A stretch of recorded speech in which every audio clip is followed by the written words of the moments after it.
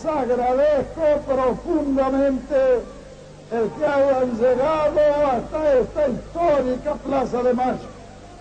Yo llevo en mis oídos la más maravillosa música que para mí es la palabra del pueblo argentino.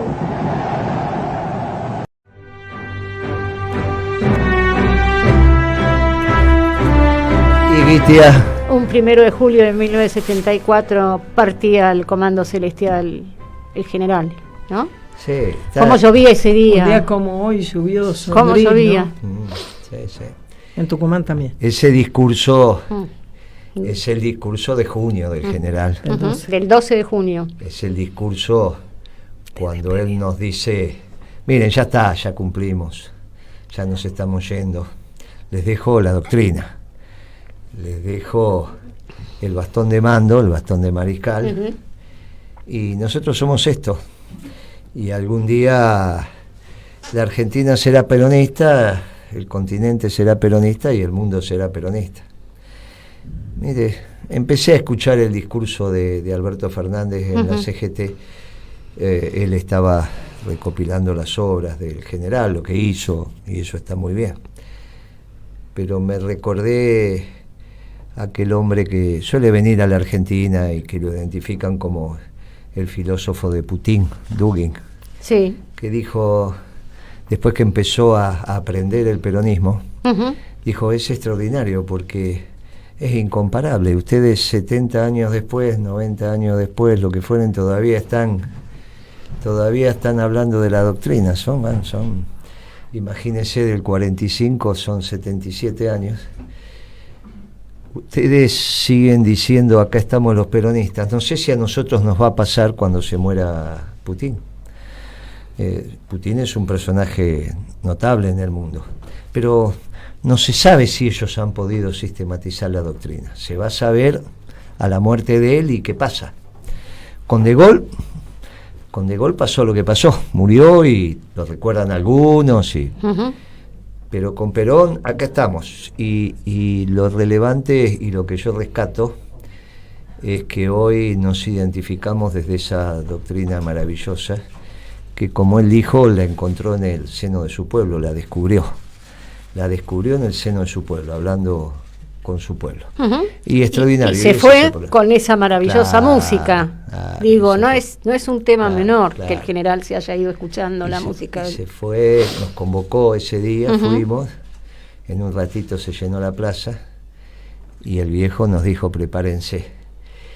Y hoy leí con asombro un artículo homenaje que le hicieron en un portal de noticias de estos vinculados también a la causa, de un compañero de Pacurondo, ¿no? Santiago.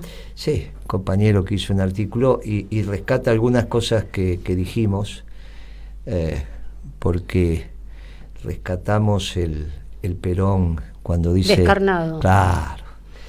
Y el Perón del 52, porque nos vuelven a pasar esas cosas. Y el viejo nos dejó enseñanzas para este momento económico, y nos dejó enseñanzas de cómo para un argentino no hay nada mejor que otro argentino. Quizás nosotros también nos tuvo que pasar la vida para entender en profundidad lo que había dicho el general, pero hoy, a los años, lo entendemos en profundidad. Así que lo leemos en otro momento histórico también. Mi homenaje al querido viejo, en el día que partió. Bueno, después de esto es un momento memorioso, ¿no? Y de reflexión. Y bueno, vamos a continuar con nuestro programa con el contexto internacional. Moreno, se reunió la OTAN. Se reunió la OTAN. No fue cualquier reunión, porque es un mundo complicado, es un mundo en guerra, como decía el Papa, guerra que se va profundizando cada vez más, pero en sintonía con lo que nosotros venimos diciendo, Moreno, de las dos medianeras. Una se está jugando ahora en la guerra entre la Federación Rusa y Ucrania, y la otra ya se está preparando claramente porque tomó por primera vez en muchos años la OTAN la definición de incluir a China dentro del peligro mundial, de los peligros. O sea, la Federación Rusa es un peligro mundial para la OTAN. Y ampliaron el concepto de que la defensa no es solamente mar, tierra, aire, es en el ciberespacio también y en el espacio. Así que Estados Unidos va a reforzar su armamento en territorio europeo, van a blindar. Algunos hablan de que esto es un retorno a la Guerra Fría. Lástima que, digamos, estarían faltando para que sea la Guerra Fría el Pacto de Varsovia y la Unión de Repúblicas Socialistas Soviéticas, ¿no? Pero bueno, por el otro lado, desde la Federación Rusa ponen mucho en cuestión. Bueno, China está preocupada con esto, salió, digamos, a manifestarse, y desde la Federación Rusa dicen, que creo que también piensan los chinos lo mismo, esto de defensivo no tiene mucho. Bueno, además incorporan la cuestión nuclear. Y ponen en cuestión, digamos, que esto sea una alianza defensiva, porque en los últimos años, desde que cae el Pacto de Varsovia, se han ido desplazando cada vez más hacia el este. Así que bueno, nada. Esto va a terminar en una negociación, como ya dijimos, entre la Federación Rusa y los Estados Unidos, y todos los demás son actores de reparto. El teatro de operaciones. Europa continental y China pasan a ser el segundo anillo. El primer anillo. Y nosotros necesitamos, ojalá Dios le dé la salud, por favor, que en esa mesa esté sentado el Papa, porque es el único que va a poder hablar por los pueblos que no tienen voz.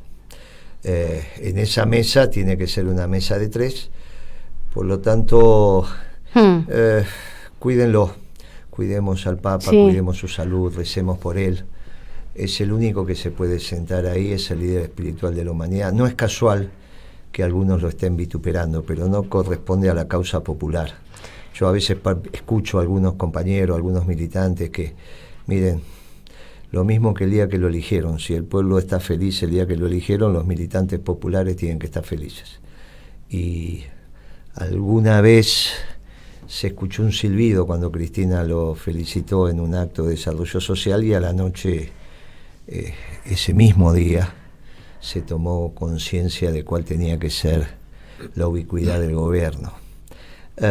Sigamos en esa línea trazada. Es muy interesante el reportaje que dio a la agencia TELAM. Hay una parte donde, digamos, en muchas, ¿no?, pero plantea que el rol de la ONU en este momento histórico, bueno, está puesto en cuestión, pero además habla de las instituciones a escala internacional que están en crisis o que están en conflicto, y él diferencia crisis de conflicto, son dos conceptos distintos, y cuando habla de crisis no habla de la ventana de oportunidades desde la mirada incluso china, tampoco dice que es cuando todas las salidas son malas. Dice que puede salir para un lado o para el otro, pero que la crisis es un concepto abierto, que moviliza para buscar una solución.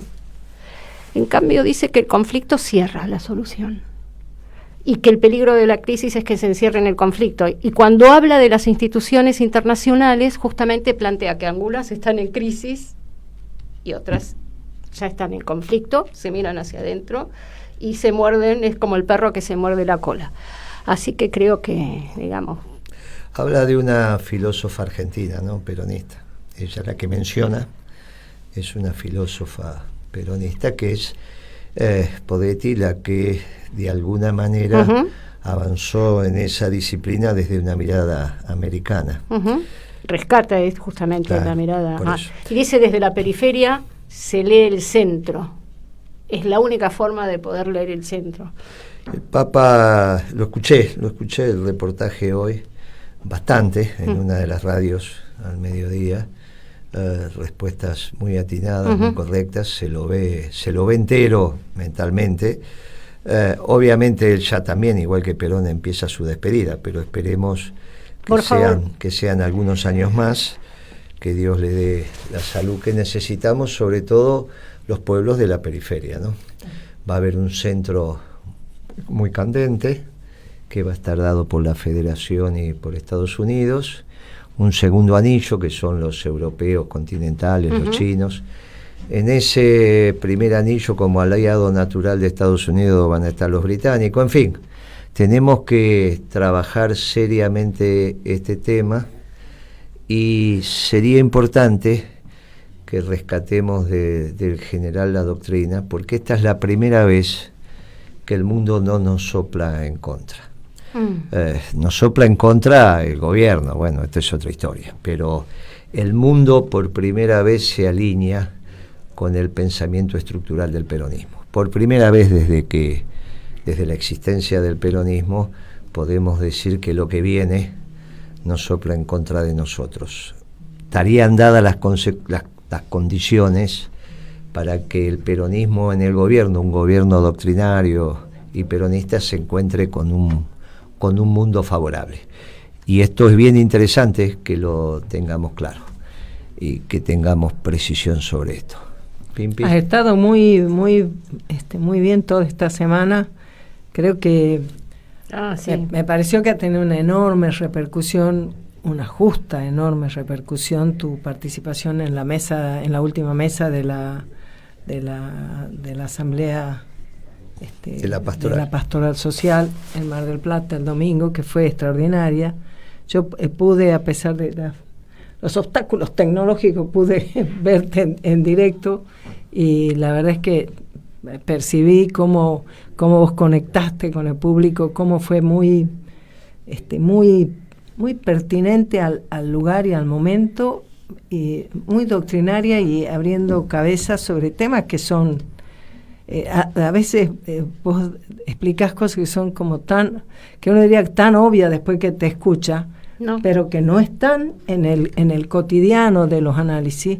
Y lo que he visto, aunque no he podido ver todo porque mis días son de solo 24 horas, todos los reportajes que has estado contestando desde el domingo para aquí. ¿Cómo hace si tiene 24 horas el día para estar en todas partes? Yo no me explico. No sé. Pero me parece que ha sido todo eso muy interesante. Como muy interesante ha sido como vas poniendo el dedo en la llaga, explicando el porqué muy profundo de que esta ficción que significa creer que con las políticas de ingreso se puede resolver algo, y como endulzarle, pero algo los vamos a cubrir, ¿no?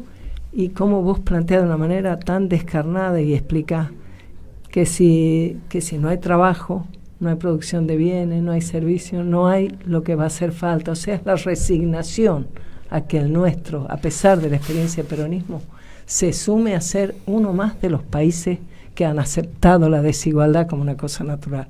Me pareció extraordinario, no quiero decir, no todos, porque no he podido escuchar todos los reportajes, pero los que te he escuchado, me parece que estás poniendo el dedo en la llaga, y creo que te están llamando justamente por eso, porque es un momento donde hay tal zozobra, tal visión de que esto no tiene rumbo, que hace falta anclar y volver a los principios, volver a la doctrina para poder orientarse hacia dónde ir. Así que la verdad, humildemente te digo, te felicito, me encantó, ha sido muy útil para mí, creo que para todos los que escuchan, ¿no? Te agradezco. ¿Estará Pablo en línea? Vos sabés que me gustaría dialogar con Pablo, que dialoguemos, Pablo Chaliú. Vos sabés que hoy tuve una charla con clientes de la consultora que me convocaron, digamos, un cliente me convocó y dijo, puede venir, y estamos con otros amigos empresarios, necesitamos hablar. Ahora a la tarde fue, ¿no? Fuimos a comer, y una comida sencilla, algunos empresarios y yo quería escuchar qué está pasando. Y entonces le voy a repetir lo que les dije a raíz de lo acontecido esta semana, y después lo dialogamos con Pablo. Entonces, cuando ellos hacen la introducción, lo que le está pasando a cada uno cuenta que está pasando desde el lunes para acá, y yo simplemente les digo, mire, La normalidad en la Argentina es muy amplia, no es una normalidad como en otros países, no es la normalidad de Uruguay, no es la normalidad de Brasil, de Alemania, de Estados Unidos. Es una normalidad amplia, digamos, esa campana de Gauss en la Argentina incluye como normal, claro, incluye como normal hechos que en otros países son anormales. Y entonces me miraban con caritas y media sorprendidas. Digo, mire, una hiperinflación en la Argentina casi es que es normal. O una hiperrecesión y una depresión económica hasta puede ser normal, la hemos vivido los empresarios de mi edad y un poco más, la hemos vivido. Una corrida bancaria es normal, está dentro de la normalidad. Una corrida cambiaria está dentro de la normalidad. Lo que para otros empresarios de otros países sería una cosa absurda, en la Argentina lo hemos vivido, lo hemos superado, lo hemos... Pero después le dije, lo que hizo el gobierno el lunes no es normal. Ni en Argentina. Ni en Argentina. Entonces, en ese momento se rieron. Pero es para llorar. Y entonces dijeron, bueno, entendimos todo. Entendimos todo. Porque lo que hizo el gobierno el lunes con esta circular del Banco Central fue romper el contrato entre lo público y lo privado. No es una medida económica. No es que lo que hizo el Banco Central es una medida económica, es feriado cambiario, feriado bancario. Bueno, no aguantamos la hiperinflación, no aguantamos la hiperrecesión. Lo que hizo el Banco Central de habilitar la venta y prohibir habilitar la compra del Banco Central de dólares y prohibir la venta no es normal. Y ese contrato entre el sector privado, entre las empresas y los trabajadores y el Estado no se puede romper, porque si se rompe ese contrato no hay más contrato y por lo tanto hay anomia. Lo que permite que haya Argentina antes de la anomia es que hay un contrato tácito entre el principio de autoridad. Uno puede manifestarse, hacer esto, pelearse, hasta está habilitado el derecho de rebelión y el derecho de revolución, pero para construir un gobierno. La rebelión no es para que no haya gobierno. La rebelión es confrontar con el gobierno para otro gobierno y se construyen los principios axiomáticos de la revolución. Por lo tanto, se instaura un gobierno. Lo que no puede haber es ruptura de contratos entre el gobierno y el pueblo, de tal manera que se piense que nunca más tiene que haber gobierno, porque entonces eso sí es mi ley, con el anarcocapitalismo, o los anarquistas, o vaya a saber. Es otra manera de administrar la sociedad. Lo que hizo el gobierno para honrar su compromiso con el fondo, cumplir su objetivo, es que no lo cumpliera el sector privado en lo elemental, que es comprar y vender, que es generar, que es tener alguna señal de... Por eso digo, miren, ¿podemos cerrar todos los bancos? Podemos, durante 3, 4, 5 días, 10 días, lo que el gobierno decida. No hay bancos para nadie. ¿Hay feriado cambiario? Hay feriado cambiario, para todos, no sabemos el valor del dólar, para nadie, perfecto. Hay hiperinflación, hay hiperrecesión, hay depresión, para todos. Lo que no se puede es que haya una economía solo para el gobierno. El gobierno compraba y no vendía. Mire, si todavía tenemos la luz prendida, es porque no se tomó noción de esto. Y del otro lado dice, bueno, obviamente esto no va a seguir, no va a ser, bueno, fue un accidente. Lo que hizo el gobierno es una barbaridad como nunca se vivió y espero que no vuelva a acontecer.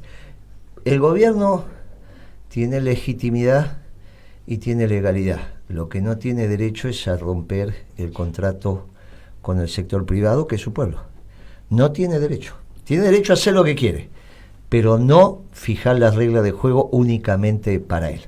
El gobierno cumplió con la meta, con el fondo en términos de reserva, pero hizo un desastre que la semana que viene se va a empezar a ver. La semana que viene hay aumentos de lista de precios de 20-25% en muchísimos productos que se suspendieron la venta. Cortó todo, pero no dejó él de recaudar los dólares. Entonces, el haber cumplido sus metas implica que desestructuró al sector privado. Pero perdió capacidad de regulación de todo. Giró sobre su eje entonces. No, pero es mucho más grave que eso. Porque cuando vos das feriado cambiario, bueno, tampoco, si de feriado cerrás toda la cortina y se acabó. Rompió los contratos. Las reglas del juego. Claro, rompió los códigos. Hoy el sector privado dice, pero ¿para qué quiero esto? No es que hizo malas políticas. Decidió romper el contrato entre lo público y lo privado y es todo para mí. Uh-huh. No pueden hacer eso. No pueden hacer eso. Esto es de una gravedad como nunca vimos. Obviamente que para esto hay que tener inserción en el mercado, porque vos todavía ves las luces, ves esto, pero las consecuencias de estas son tremendas en el sector privado. Tremendas. Cuando vos ante una hiperrecesión, bueno, sabrás qué decisiones, una hiperinflación, feriado cambiario. Esto nunca se vio, claro, esto nunca se vio, porque compraba dólares y no los vendía, abusándose del poder de imperio. Y entonces lo único que queda del otro lado es que digas, no quiero gobierno. Pero no este gobierno, porque ese es el derecho a la rebelión. No quiero gobierno. Si un gobierno que es capaz de tomar una decisión solo para ello, entonces no quiero gobierno. Miren, es muy grave lo que hicieron. Nunca vi. Miren, en la charla con los empresarios fue contar esto. Todos se rieron, todos sintieron que pasó eso, y a partir de ahí fueron una hora y pico de anécdotas, situaciones, cada uno contando, pero entendieron con precisión a dónde habíamos llegado. ¿Cómo lo viviste, Pablo, vos? ¿Cuál es tu opinión y tu reflexión sobre esta semana, querido amigo? ¿Cómo les va? Y bueno, qué bienvenida, Pablo. Bueno, gracias. Estamos en final de ciclo, Guillermo. Estamos ya en los estertores de esto.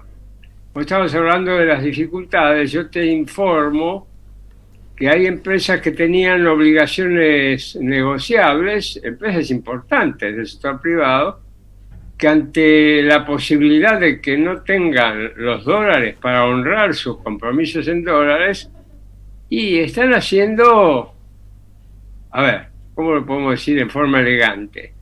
Están proponiendo nuevos vencimientos. Están proponiendo nuevas alternativas a aquellos que tienen esos documentos para sortear este tema. Entraron en default. Están haciendo entrar en default a muchas empresas privadas, Guillermo, que por supuesto no van a decir no estoy en capacidad de, sino que van a proponer alguna manera de arreglar la situación. Pero eso es lo que está ocurriendo en el mercado. Eso es lo que está. Y vuelvo a decir lo mismo que dije el último programa, estamos con el perro que ya no solo se muerde la cola, se está mordiendo el cuerpo. Y no hay ya posibilidades de alguna salida elegante a esto, Guillermo. Los problemas van a ser mucho más graves, vos los dijiste. Tenemos problemas de precio, tenemos ya problemas de abastecimiento, y cuando el gobierno hace lo que hizo, comete un error extraordinario, porque el sector privado, de alguna manera, digamos, acepta las regulaciones del sector público hasta un cierto límite. A partir de que ese límite se rompe, y bueno, es sálvese quien pueda. Estamos entrando a esa situación, muy lamentablemente, ¿no? Claro, yo en nuestro propio negocio recibimos las listas, los primeros días fueron al tuntum, hoy se empezaron a estabilizar, y en general estás entre el 12 y el 20 en una lista en una semana. Imagínate que la última vez que tuvimos esto fue con Alfonsín. Allá te acordarás vos, en el 89, principio del 89, después vos te tuviste que hacer cargo de esto porque en el 89 con la llegada de Menem, vos fuiste el secretario de Comercio, pero desde aquel momento, que yo no recuerdo aumentos de precios de estas características, salvo, bueno, un momento muy particular, pero que no llegó a ser así cuando se produjo la situación de crisis del 2001, que repercutió en enero, febrero, marzo del 2002, pero no así, porque también veníamos con una furiosa recesión y el mercado no tiraba. Esto es la defensa a través del stock y del patrimonio que tratan de hacer los empresarios, y que va a empezar a estar en el mercado a partir de la semana que viene. Estas decisiones fueron tan intempestivas. Yo te cuento lo que me pasó. Leí esta circular del Central la mañana del lunes, y en la primera oración estaba repetida dos expresiones. Y dije, pero esta gente no tuvo ni tiempo de revisarla. Y puse un mensaje de voz a los más allegados. Dije, mire, aparte de ser ininteligible, el problema de esto es que ni siquiera fue revisado, fue hecho a las apuradas, sin tener capacidad de reflexión de lo que estaban haciendo. Ya cuando bien vos lo has vivido, indican los finales. Ahora, la vuelta de esto es complicado. Ahora están en los medios, cuando venía para aquí, para el programa, algunas alternativas al ministro de Economía, y en cualquier momento van a empezar las alternativas presidenciales. Que si hay asamblea legislativa, que si hay sucesión, entonces renuncia Alberto y se queda Cristina, que esto, que aquello. Y ahí entra la reunión de Cristina con Melconian, que ahora aparece quien solicitó la reunión. Los medios lo transmitió Melconian, que la solicita Cristina. Y esto, en el esquema, aparece Cavallo nuevamente, aparece Cavallo diciendo que el economista, que él está muy de acuerdo con Milei, pero que en realidad Melconian tiene más los pies sobre la tierra, y empiezan las elucubraciones. Y claro, en el cono sur, hoy el que está tomando para la progresía nuestra una especie de conducción estratégica es Lula. Y lo que Lula está señalando con su acción es lo que hizo en su gobierno, la vinculación de amagar con la izquierda desde el progresismo socialdemócrata y hacer una política económica neoliberal. Exactamente lo mismo que Petro, que acaba de dar su gabinete. Y el ministro de Economía que puso es uno que ya fue ministro de Economía en Colombia de los gobiernos neoliberales, exactamente Guitia, igual que Chile. Entonces, entiendo yo, quizás, que también acá sectores del progresismo están generando ese esquema de vinculación con el neoliberalismo. Y ahí, ojo, no sé cuál es tu opinión, pero yo la estoy haciendo pública.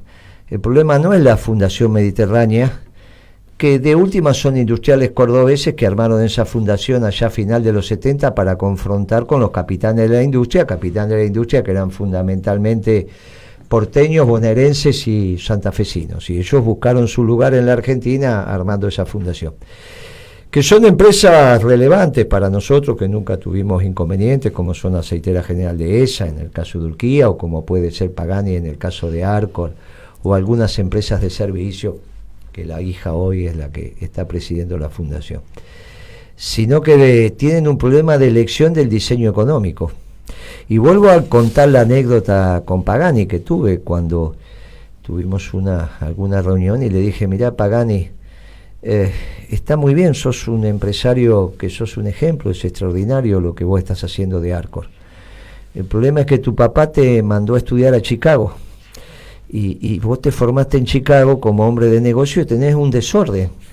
Cuando hablas de la Argentina como modelo de desarrollo, no como vos administras Arcor. Se rió y me dijo, bueno, yo no tengo necesidad como presidente de ARCO, de hablar del modelo de desarrollo. Ellos eligen mal, lo eligieron a Cavallo desde la Fundación Mediterránea, y Cavallo hizo un plan económico que bastardió a la industria y la fundió. Y ahora eligen a Melconian, que fundamentalmente tiene de clientes a los bancos. Entonces no es un problema de los intereses objetivos de la Fundación Mediterránea, es un problema que los intereses objetivos de la Fundación Mediterránea no coinciden con los planes económicos que salen de la Fundación Mediterránea, tanto de Cavallo como de Melconian.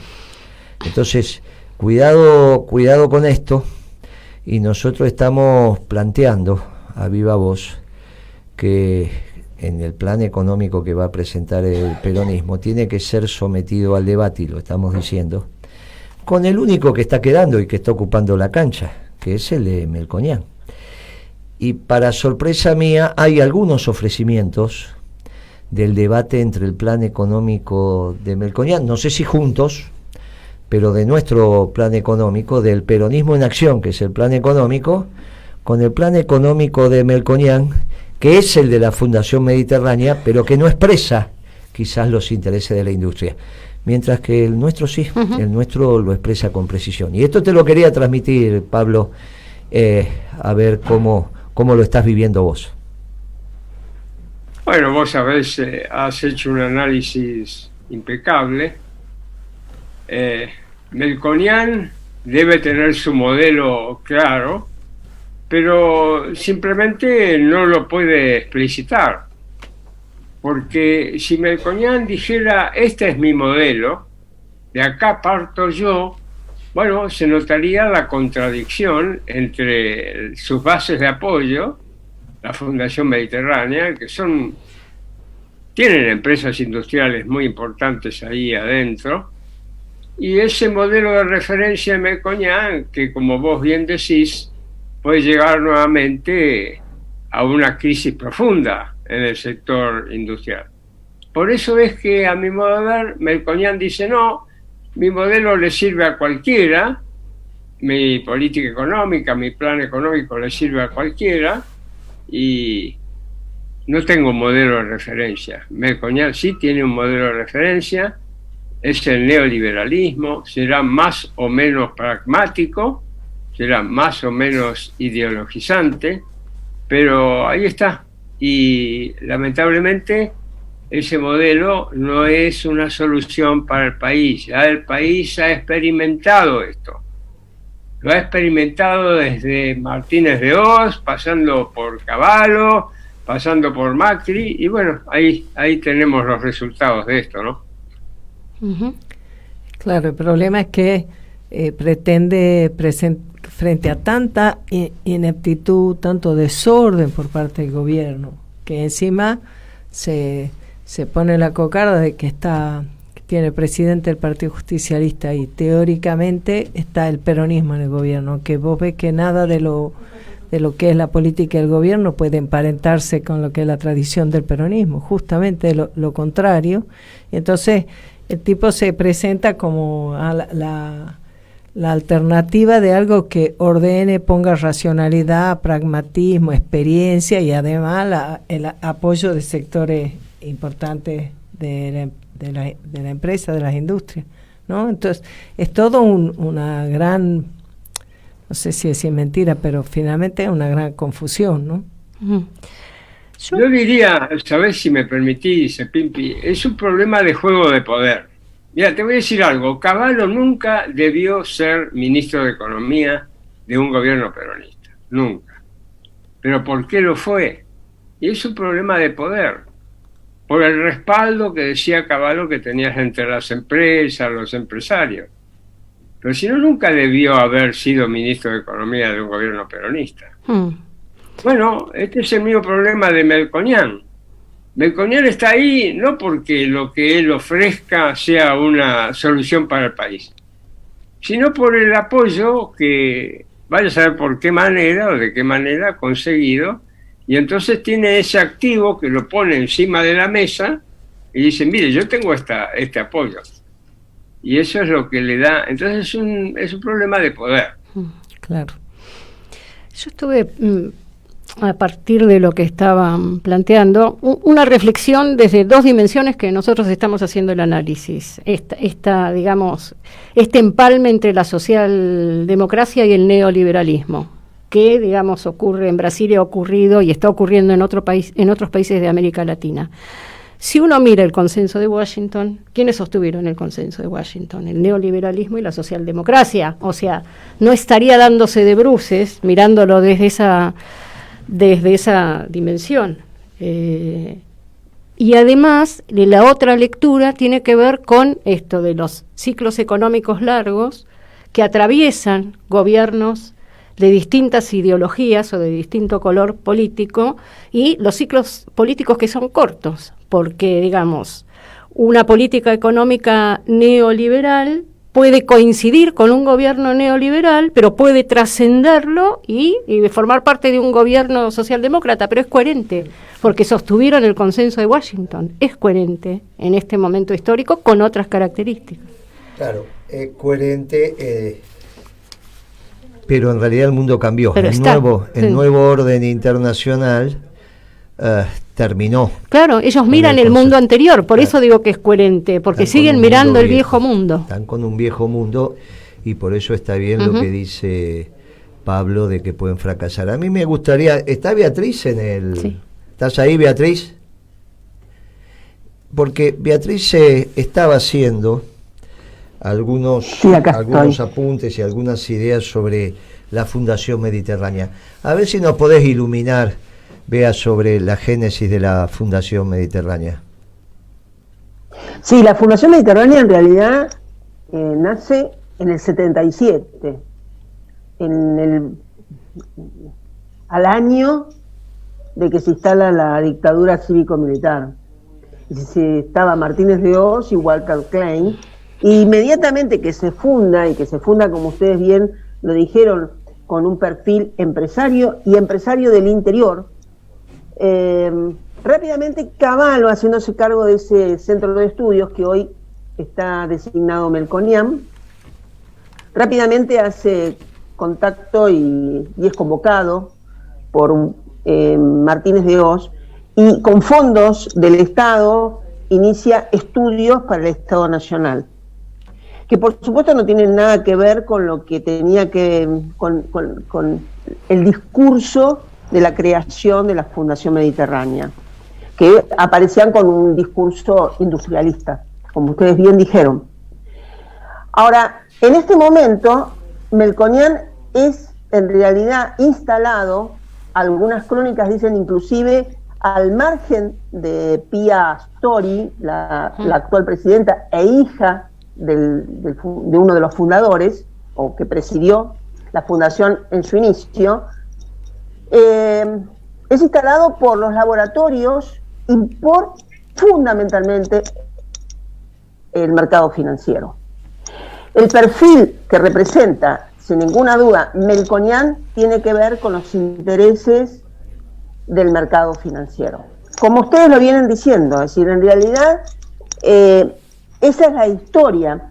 Ahora, ahí es donde nosotros tenemos que ver y profundizar, y siempre en estos ejercicios que hacemos de memoria, el primer caballo más visible es el que estatiza la deuda. Primero usa fondos para hacer estudios y está en plena guerra de Malvinas, es decir, como vos bien dijiste, muy pocos meses del 82, como presidente del Banco Central, y la gestión que hizo es consolidar toda la política económica, fundamentalmente la monetaria, de Martínez de Oz, estatizando la deuda privada, que además era, por algunos registros, de 23.000 millones de dólares. Lo cual va y hace eso. En pocos meses él se retira. Pero él se retira del Banco Central dejando a González del Solar, que González del Solar es familiar de él, es primo, pero en realidad fue criado como hermano en la familia, en el núcleo de la familia de Cavallo. Es decir, el Banco Central sigue siendo conducido por Cavallo, y eso también ocurre con Alfonsín.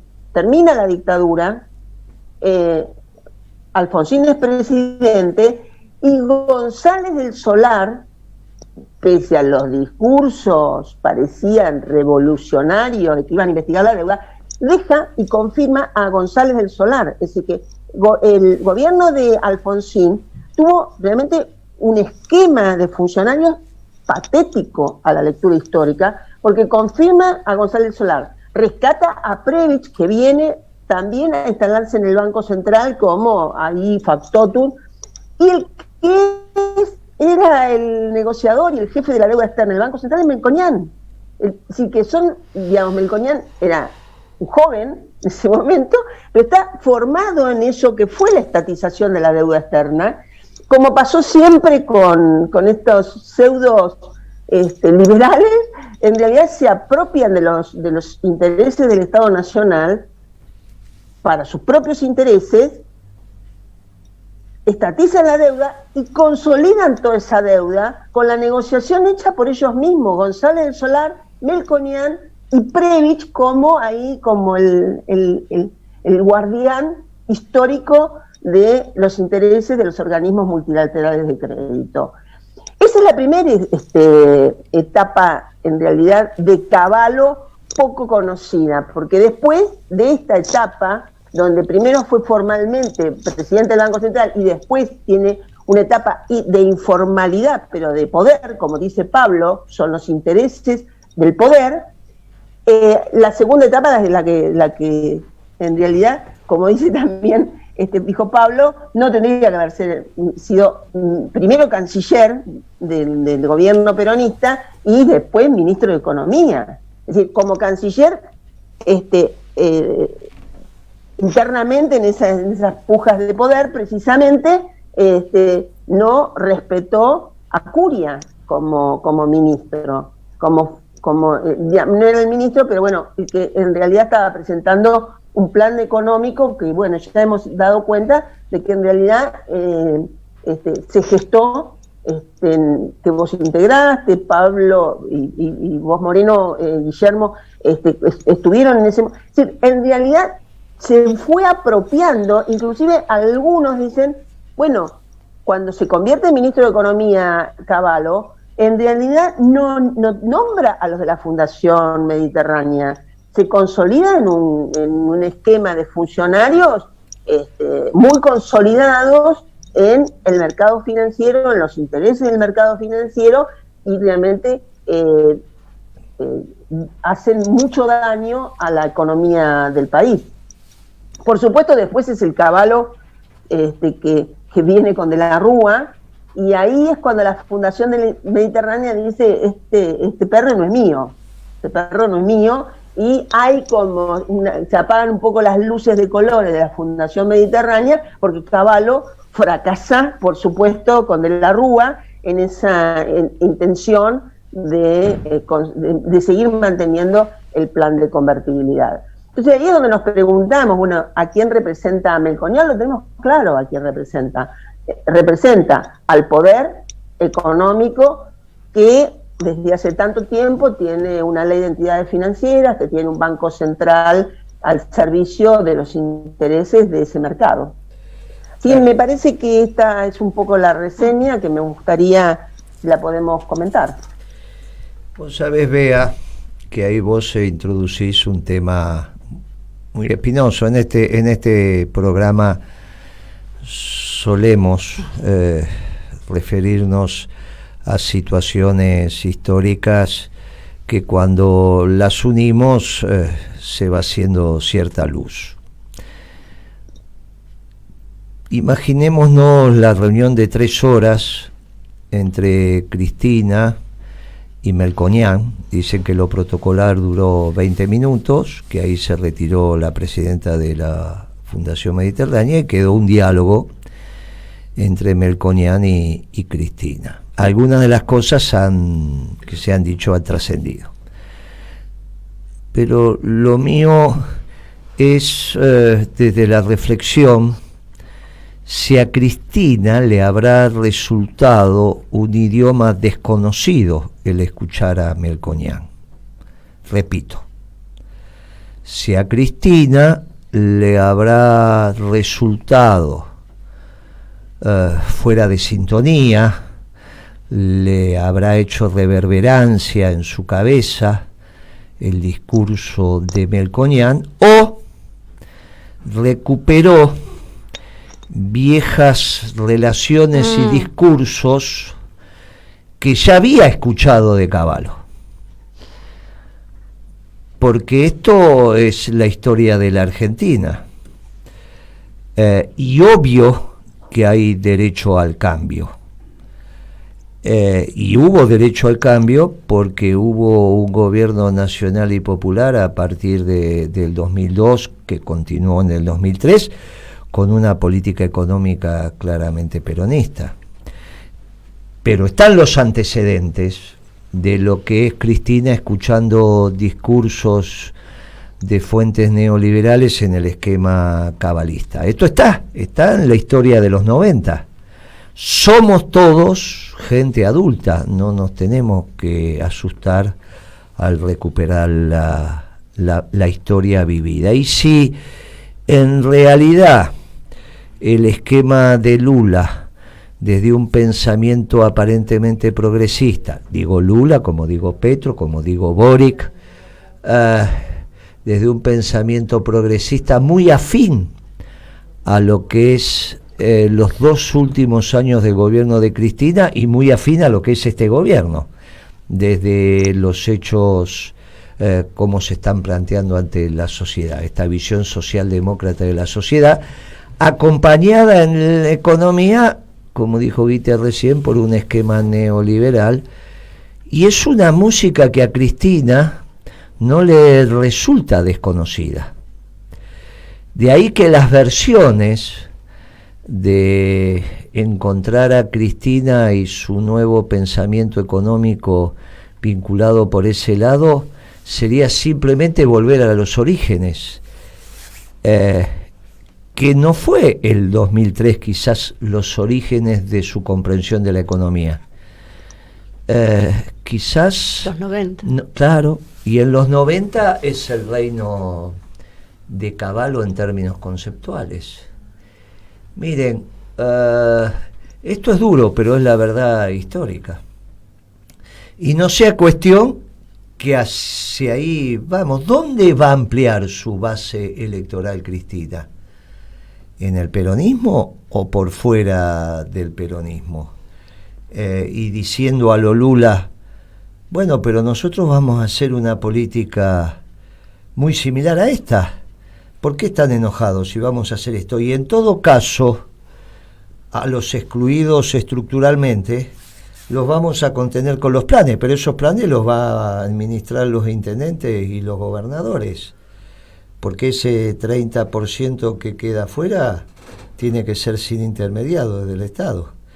Miren, es duro esto, no digo que sea así, digo que todo va indicando que va para ahí. Mire, cuando ella tuvo que hablar con el movimiento obrero, no fue a hablar con el modelo sindical peronista, fue a hablar con la CTA, que no es el modelo sindical peronista. Exacto. No es la CGT, fue a hablar con la CTA. Y ahora, cuando tiene que ir a hablar con los intendentes, si bien aparentemente va a ser un discurso Musi, no va a hablar va a hablar con el presidente o vicepresidente del Frente Grande, no sé, que es un muchacho de origen radical, que es este intendente de Ensenada. Mire, está empezando a quedar muy claro cuál es el diseño. Está muy claro. Y ese diseño es la mezcla a lo Lula de la socialdemocracia con el neoliberalismo. ¿Y quién expresa hoy el neoliberalismo desde los factores de poder mejor que Melconian? No es Álvarez Agis el que para ella era el mejor economista, lo dijo durante el gobierno de Macri, dijo el mejor economista.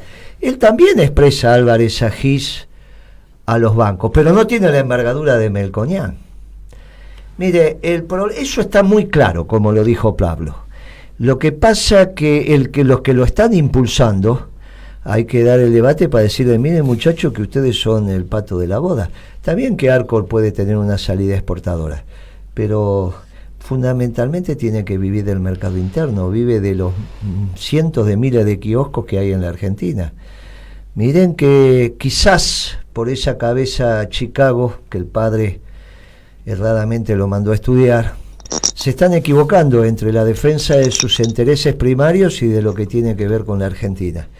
Y en el medio es Cristina diciendo, pero yo controlo las fieras, de la misma manera que lo hace Lula, que gana con los votos de los humildes en Brasil, pero no gobierna para los humildes, no corrigió nada la pobreza no se corrige regalando una bolsa de comida.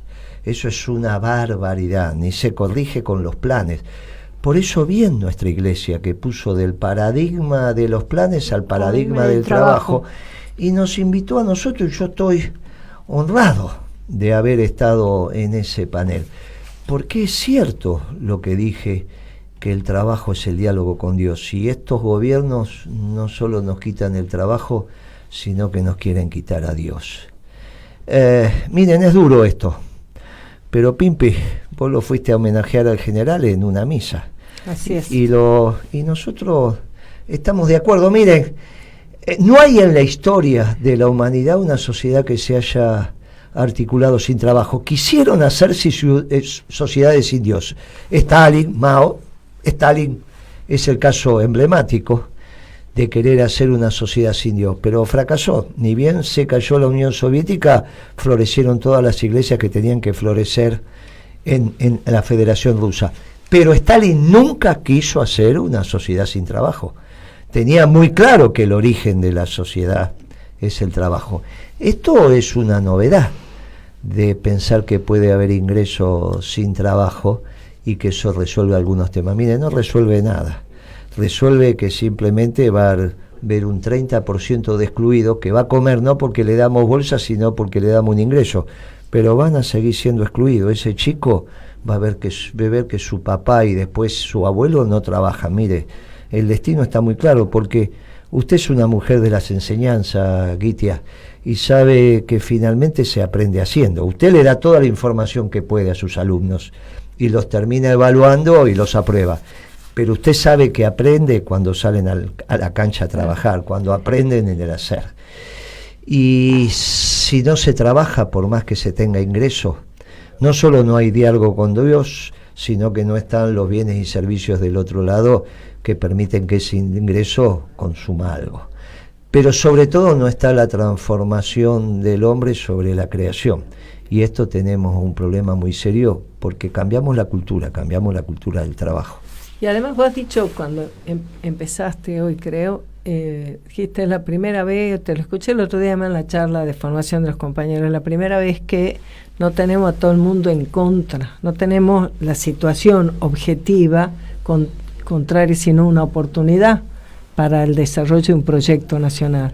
Y entonces decís, y encima va a despilfarrar esa oportunidad. O sea, no es que tener que venir remando como siempre hemos tenido que remar. Ahora que tenías la oportunidad, además te estás entregando, estás retrocediendo, ¿no? Mañana va a ser importante el discurso de Cristina. Uh-huh. Vamos a escuchar los otros. Yo no tengo duda que Musi hará un discurso peronista, pero bueno, los discursos que lo anteceden o lo preceden van a ser relevantes. Y lo vamos a poder evaluar en la semana y naturalmente en el programa el viernes que viene. Pero nosotros venimos diciendo que este momento de la política es extraordinario porque se está definiendo el proyecto de país. Y no es un problema de dogmas de fe, no es un problema de dogma de fe, es un problema de cuál es el proyecto. Quizás la reunión entre Cristina y Melconian fue una reunión estructural, vista a la luz de lo que está pasando en la región. Y le va a tocar a los compañeros decidir. Es muy interesante. Y no tenga duda, Pimpi, no tenga duda, Gitia, que va a haber una oferta peronista, va a haber una oferta doctrinaria en las próximas elecciones. Para decir estas cosas, obviamente si hay muchas ofertas peronistas y doctrinarias nos pondremos de acuerdo. Nadie da la vida por un cargo, ni de gobernador ni de presidente. Ya tenemos nosotros un compañero que va a ser gobernador, un compañero que va a encabezar la lista de diputados. Son todos compañeros del movimiento obrero en la provincia de Buenos Aires y que están comprometidos, pero ninguno da la vida por eso. Se está definiendo los proyectos de país. Va a ser muy interesante escuchar cómo el progresismo empieza a justificar que por la correlación de fuerzas no había otra alternativa que una política neoliberal. Es como que los empiezo a escuchar. Quizás después de estas análisis que estamos haciendo, bueno, vamos a escuchar atentamente el discurso mañana de Cristina. Vamos a ver si esa reunión con Melconian fue una reunión circunstancial o termina siendo una reunión estructural. También Fulquía el que la planteó, Fulquía fue senador del peronismo, trabajó con nuestro gobierno, no tengo nada, y es una empresa extraordinaria, no tengo nada que objetar.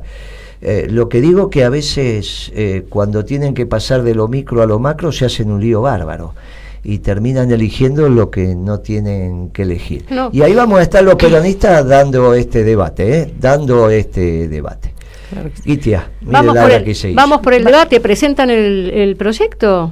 Vamos a presentar Moreno, el plan justamente. En los próximos 15 días con Chaliú, Bea y un grupo de economistas Fantástico. jóvenes. Vamos a presentar el plan económico peronista. Bueno. Hoy me dijo el gráfico que el lunes me da la primer prueba. ¿Cómo se llama eso? La prueba de Galera. La prueba de Galera. Vamos a levantar los errores, vamos a ver cómo salió. Y después es la impresión y organizar el acto. Recién cuando venía para acá, venía conversando. El plan económico peronista va a estar en la cancha para ser debatido, sin ninguna duda. Bueno, me gustaría mandar un abrazo en nombre nuestro del programa al padre Russo, que hoy hizo la misa como hace todos los 1 de julio en homenaje al general Juan Domingo Perón y rezando por esta trascendencia de general, pero además convocando que el 26 de julio vamos a estar ahí para también recordar a Evita, y estaba así un poco chacarita porque este tiempo nos está achacando bastante, así que me gustaría que le acerquemos nuestro cariño y nuestro agradecimiento porque siempre abre las puertas de la catedral para el pueblo peronista. Muy bien. Perdón, Pablo, tu último minuto, Bea, la despedida y después Guitia nos cierra el programa. Por mí un fuerte abrazo y nos vemos el viernes. Bea. Sí, yo lo mismo, y en este día que ustedes transmitieron tan bien, que nos conmueve tanto. Así que por este 1 de julio y por que en esta actividad que desarrollamos le estemos generando un homenaje. Bueno, ha sido sin duda un programa para la reflexión y para el debate, ambas cosas. Un saludo a Juan Martín, le mandamos un abrazo, a Juan Martín. Saludamos a todo el equipo de Radio Caput, en especial a Noelia, a Fernando Molgaray y a todos los compañeros y compañeras que tengan un excelente fin de semana, en lo posible, y nos vemos si se ponen a reflexionar después del viernes a la noche. Y nos vemos el próximo viernes. Y ahora lentejear la unidad básica. Un abrazo peronista. Un fuerte abrazo peronista para todos, y siempre la reflexión nos viene bien porque nos esclarece el camino. Y Dios quiera que solamente la reunión entre Cristina y Melconian haya sido simplemente una reunión. Y no es que ahí se haya definido otra vez a lo Lula, a lo Boric, a lo Petro, una alianza entre la socialdemocracia y el neoliberalismo. Hasta el viernes que viene, un fuerte abrazo para todos, chao.